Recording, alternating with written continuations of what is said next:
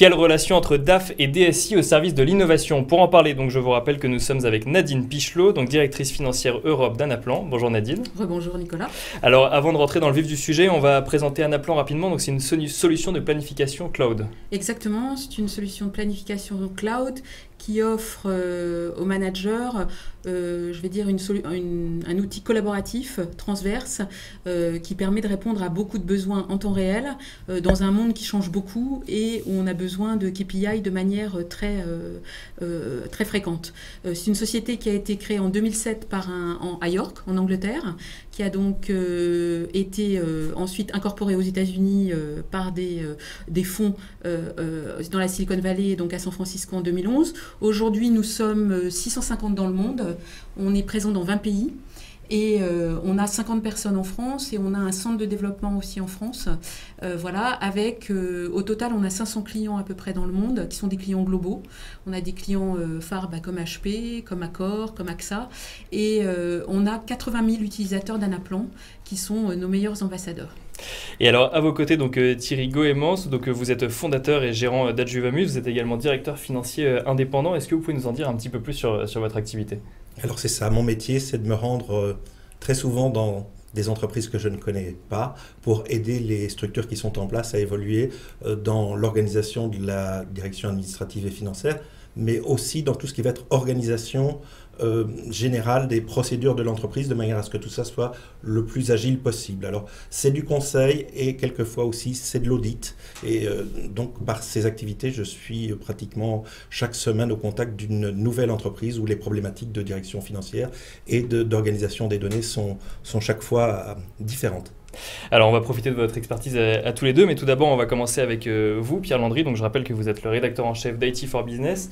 IT for Business qui consacre donc le dossier de son numéro de juin à la relation entre DAF et DSI et qui se nomme donc du coup DAF et DSI, des partenaires particuliers. Première question, pourquoi est-ce que c'est des partenaires si particuliers, Pierre? Je crois que Nadine pourra le dire puisqu'elle est directrice financière. Entre la DAF et la DSI, il y a un rapport hiérarchique. Bien souvent, la DSI est en dessous de la DAF. Et il y a un rapport de besoin, c'est que la DAF a besoin de la compétence de la DSI pour ses tableaux de bord, ses KPI. Et du coup, il y a un petit jeu entre les deux, mais peut-être que Nadine... Absolument. C'est-à-dire que la DAF en fait, supervise d'un côté la DSI et de l'autre en fait, a quand même besoin de cette DSI pour son activité au quotidien. Oui, comme vous le disiez, je pense que le CFO devient aujourd'hui un chef des fonctions support, plus que de la finance, donc qui couvre toutes les fonctions, finance, legal, les ressources humaines, un peu la gestion de tout le capital, et dedans il y a le capital humain, il y a le capital financier, et là, il y a l'IT évidemment qui est un capital important, et comme vous le disiez, je pense que c'est quels moyens, quels outils on met à disposition de l'entreprise qui vont se retranscrire dans des résultats financiers à la fin, parce que voilà, un chiffre opérationnel se traduira forcément par un chiffre financier à la fin. Donc c'est vrai que c'est une tendance qu'on voit de plus en plus, nous, chez nos clients, et chez nous aussi. Et c'est une relation qui se passe bien, du coup, entre la DSI et la DAF? Très bien passé, mais qui se passe de mieux en mieux, parce que chacun a appris à connaître l'autre, et à connaître sa façon de fonctionner.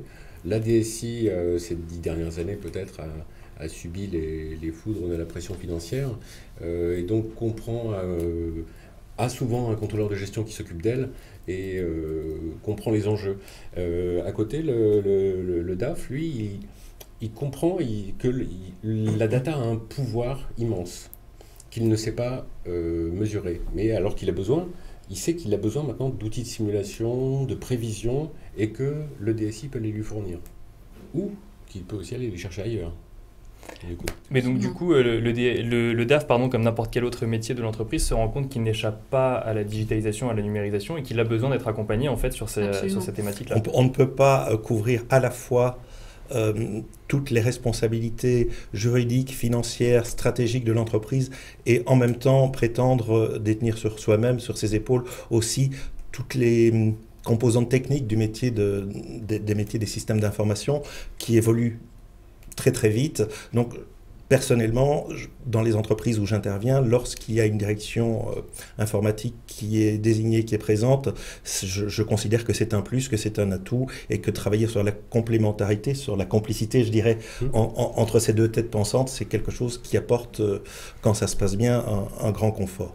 Mais alors, il y a cette complémentarité, mais est-ce qu'ils ont pour autant les mêmes intérêts? Parce qu'il y a la notion de coût d'un côté et la notion en fait, d'intégrer en fait, des solutions sur le long terme dont on ne voit pas forcément l'intérêt à court terme financier quand on est à la DSI. Si vous le permettez, au début du débat, on a expliqué qu'effectivement, stratégiquement, le DAF avait besoin de données pour pouvoir faire ses synthèses. Donc, c'est la stratégie de l'entreprise. Je voudrais maintenant apporter peut-être un degré d'information par rapport à l'opérationnel. Tous les opérateurs dans l'entreprise maintenant, ou presque tous, travaillent avec l'informatique, donc ont besoin de data et de pouvoir interfacer avec le silo de données. On a besoin donc effectivement de l'informatique et du silo de data pour faire la stratégie de l'entreprise, mais aussi pour en assurer, je dirais, le fonctionnement, le cœur de métier, le faire tourner au quotidien.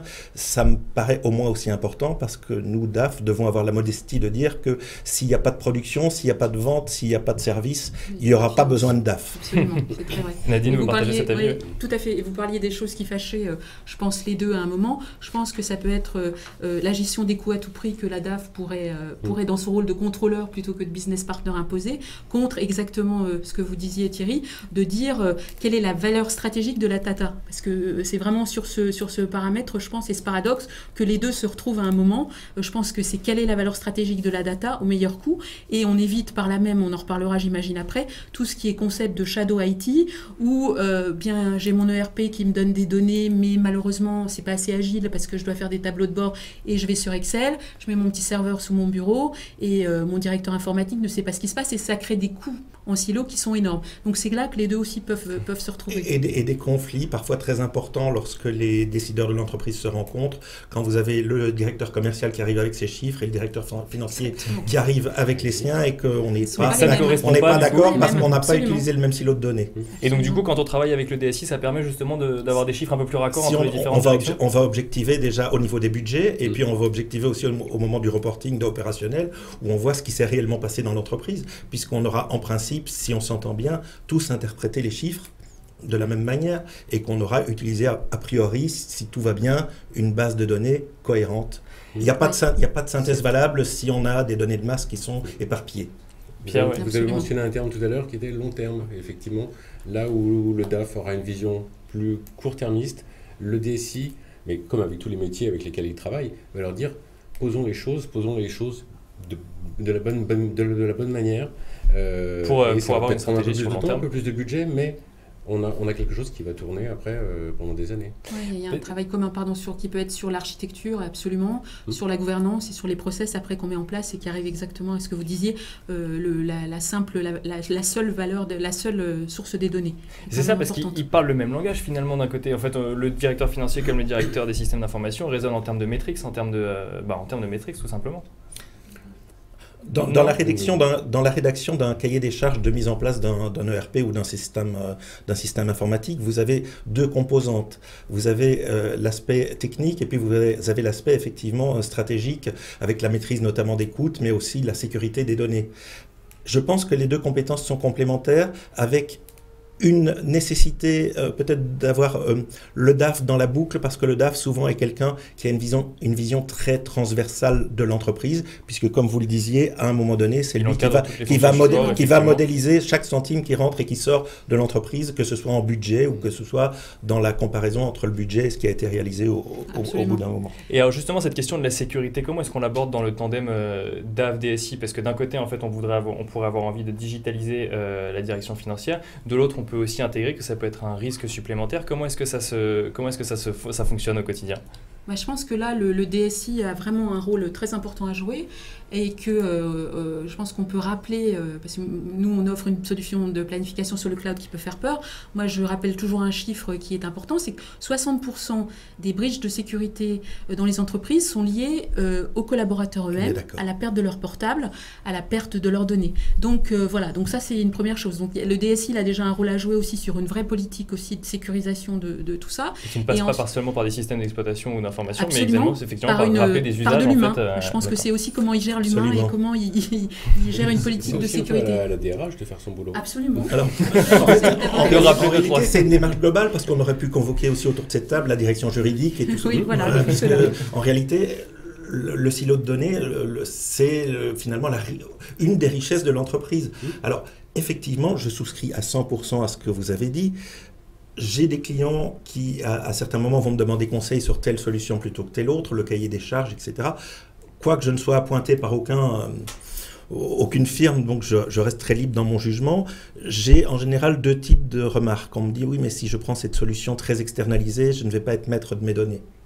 Alors j'ai tendance à dire effectivement que si on n'est pas sûr qu'en interne, on va faire toutes les sauvegardes et qu'on va être capable de restaurer les données et donc d'en assurer la disponibilité et qu'on n'est pas une entreprise liée au secret défense ou ce genre de choses, on doit envisager effectivement le pour et le contre, et que bien souvent, dans un grand nombre d'entreprises, aujourd'hui, la question ne se pose plus. On peut externaliser la gestion des données à condition, bien sûr, d'avoir choisi un partenaire qui a pignon sur rue et qui va donner toutes les assurances juridiques qui permettront à l'entreprise d'assumer ses responsabilités vis-à-vis de toutes les personnes qui confient des données et qui sont gérées dans l'entreprise. Ce sont les clients, les fournisseurs, les banques, les salariés. C'est effectivement un aspect très important. Mais ce qui est très important, c'est de se dire que si, à un moment donné, les données ne sont pas disponibles, la base de données n'est pas disponible, l'entreprise... perd toute sa richesse. Je l'ai vécu, l'entreprise est en chômage. Oui.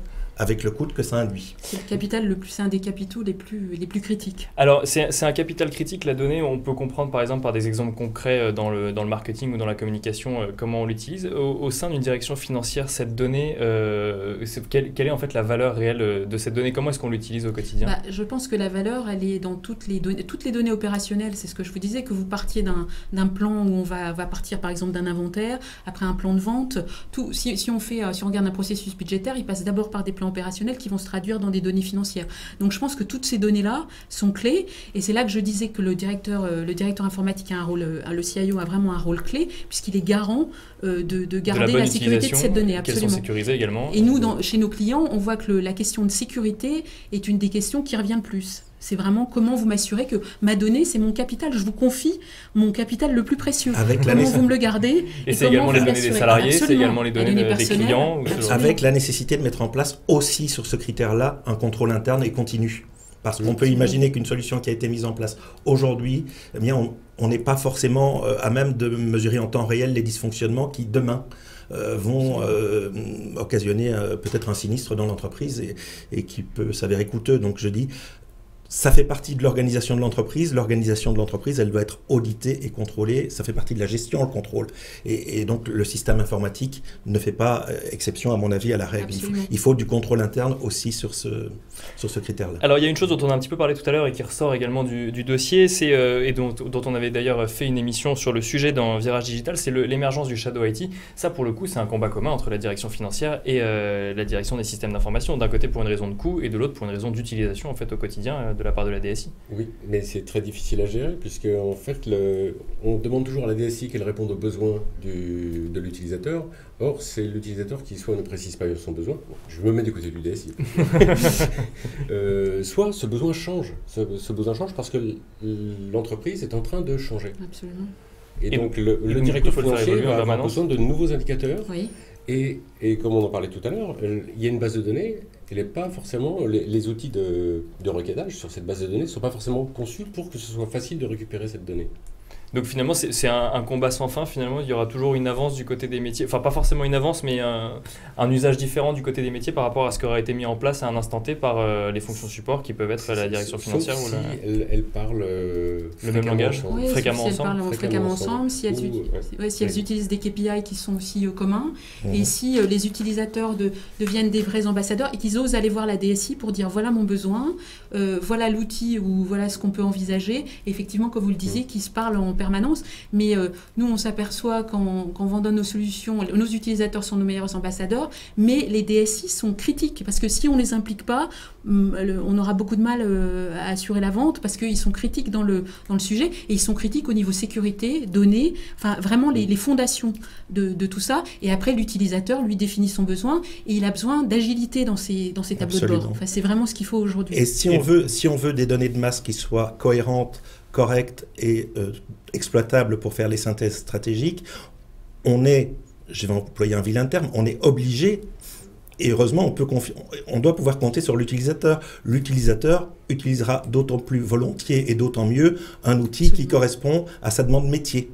Donc toute l'importance du cahier des charges, et C'est parfois un peu difficile à admettre maintenant, oui, il faut que tout aille vite, mais savoir prendre le temps de ne pas se rater, c'est prendre le temps d'étudier un cahier des charges et peut-être de mettre un dialogue en place très en amont du déploiement d'une solution, de manière à ce qu'on ait le minimum d'adhésion possible au projet au moment où celui-ci va être développé et où on va dire aux gens, bon, maintenant, les solutions d'avant, on va les mettre de côté. Et donc du coup, si je comprends bien, donc ce tandem DAF-DSI doit être très agile, pas forcément essayer d'anticiper forcément un usage, mais aussi être capable de s'adapter à un usage qu'il n'aura pas forcément vu venir et l'intégrer dans la stratégie de l'entreprise. Très curieux sur des nouvelles solutions. Et ça veut dire que le DSI comme le DAF, dans leur responsabilité transversale, doivent avoir la curiosité d'aller s'intéresser à tous les métiers de l'entreprise, puisque l'outil de chaque ouvrier, de chaque employé, ce sont eux qui les donnent.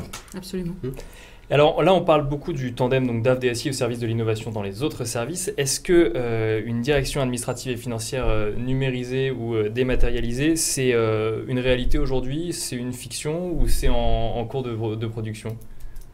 Alors, nous ce qu'on a repéré dans notre dossier, c'est qu'il y avait encore beaucoup de travail. C'est un travail en cours, la dématérialisation. Je ne donnerai pas des exemples précis parce que ce n'est pas tellement flatteur pour ces entreprises. Mais, il y a de grandes disparités. Oui. C'est très variable. C'est un métier qui a du mal à se numériser encore. C'est peut-être des usages qui sont trop ancrés ou trop de risques peut-être ou de perception en tout cas. Des processus qui font que le fait de numériser, de dématérialiser le flux de la facture et influe sur la trésorerie de la boîte. Bien sûr. Et du coup, toutes les entreprises n'ont pas intérêt à ce que ça se passe trop vite. Il faut le planifier dans le temps. Tout simplement parce que déjà, parfois, leurs clients ou leurs prestataires principaux, les fournisseurs, ne vont pas jouer le jeu. Et on sait bien qu'une entreprise dans un système est parfois interdépendante. Après, si je puis ajouter quelque chose à ce que vous dites, et qui est à mon avis encore un frein, c'est que sur certaines choses, la législation fiscale, entre autres, les justifications, c'est pas très clair. Est-ce qu'on peut justifier maintenant une facture autrement que par du papier ? Oui, pour les entreprises qui ont le visa de dématérialisation fiscale. Non, dans beaucoup d'autres cas. Donc, je dirais que au-delà de la résistance à l'intérieur des entreprises, il y a aussi des facteurs législatifs. L'environnement autour qui fait qu'on ne peut pas tout dématérialiser. Le coffre-fort électronique, la signature électronique. Et que, in fine, donc, le responsable juridique, le DAF, la direction de l'entreprise va dire on va faire ceinture et bretelles, bien sûr, on a l'informatique, mais on va aussi garder beaucoup de dossiers dans des cartons. Mais alors, il y a aussi certains sujets qui restent quand même ancrés. Je lisais en préparant cette émission que la direction financière, par exemple, avait beaucoup de mal à se défaire de son fameux tableau Excel qu'elle connaît par cœur, enfin, dont elle connaît une utilisation parfaite et qui ne voudrait pas forcément remettre en cause ces usages-là, en tout cas aujourd'hui. C'est pratique, ça va vite, c'est comment on utilise un outil de productivité individuelle, on le transforme en un outil de planification parfois, et où on perd d'ailleurs les valeurs de la direction financière qui sont auditabilité, sécurité, parce que quand vous avez envoyé le tableau Excel à 75 personnes et qu'il vous revient, je peux vous dire que les chiffres ne ressemblent pas beaucoup. Oui, c'est ça. Parce que du début, vous en souvenez plus. Oui. Mais donc, mais c'est tellement, c'est ce qu'on disait, les gros systèmes vous fournissent des données à un moment, c'est comment je dois être agile, parce qu'on me demande des tableaux de bord, on me le demande en vert aujourd'hui, on va me demander un autre indicateur demain. Donc, c'est quels outils on est capable de donner qui vont taper dans du big data, et sans aller dans un outil de productivité personnelle. Le DAF moderne, qui est communicant maintenant, je pense que vous serez d'accord avec moi, va être capable éventuellement de se servir des outils les plus modernes, quitte à effectivement faire la synthèse ultime si le donneur d'ordre, on va dire le PDG de l'entreprise, a l'habitude d'avoir le lundi à 10h sur son écran un tableau Excel, on lui servira le tableau Excel, mais on aura travaillé avec les outils les plus modernes. Donc, cela, je dirais que c'est quand on est au sommet de la pyramide, les problèmes sont des problèmes plutôt d'organisation que des problèmes fonctionnels. Eh ben, je pense que ce sera du coup le mot de la fin sur ce débat et je vous propose maintenant d'accueillir Jean-Philippe Gontier, fondateur de lesentrepreneurs.com.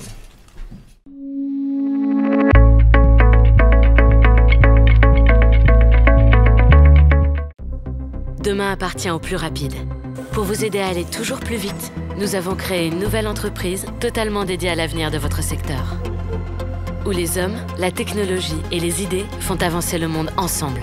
Accélérer l'innovation, accélérer le changement, accélérer l'avenir. Hewlett Packard Enterprise.